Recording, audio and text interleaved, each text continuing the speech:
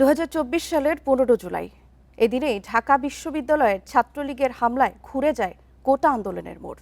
হামলায় রক্তাক্ত হয় নারী শিক্ষার্থী সহ বেশ কয়েকজন। প্রতিবাদে 16 জুলাই সব শিক্ষা প্রতিষ্ঠানে বিক্ষোভের ডাক দেন বৈষম্য বিরোধী ছাত্র আন্দোলনের সমন্বয়ক নাহিদ ইসলাম। এর মধ্য দিয়ে আওয়ামী লীগ সরকারের পতনের আন্দোলন শুরু হয়। যোদ্ধাদের নাতিপুতিরাও পাবে না, তাহলে কি রাজাকারের নাতিপুতিরা পাবে? 15 জুলাই 2024 কোটা সংস্কার ও শেখ হাসিনার আপত্তিকর বক্তব্য প্রত্যাহারের দাবিতে ঢাকা বিশ্ববিদ্যালয়ের রাজু ভাস্কর্যের সামনে জড়ো হয় আন্দোলনরত শিক্ষার্থীরা। শিক্ষার্থীদের একটি দল বিজয় 71 হলে ঢুকতে গেলে তাদের উপর হামলা চালায় ছাত্রলীগ। পিছু হটতে থাকে আন্দোলনকারীরা। ছাত্রলীগের হামলা ও ছাত্রীদের লাঠি পেটার ভিডিও সামাজিক যোগাযোগ মাধ্যমে ছড়িয়ে পড়লে ক্ষোভ জানায় সর্বস্তরের মানুষ। শুরু হয় দেয়ালে স্বৈরাচার বিরোধী গ্রাফিতি আঁকা।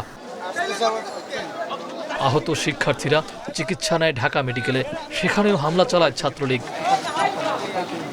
প্রতিবাদে 16 জুলাই দেশের সব শিক্ষা প্রতিষ্ঠানে বিক্ষোভ মিছিল ও সমাবেশের ডাক দেয় বৈষম্য বিরোধী ছাত্র আন্দোলন।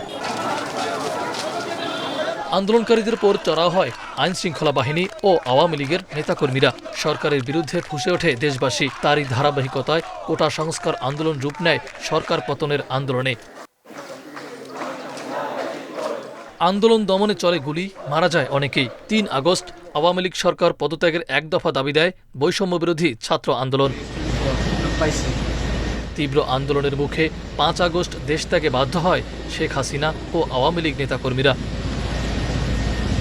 মাহফুজার রহমান মিলন, ইন্ডিপেন্ডেন্ট নিউজ, ঢাকা।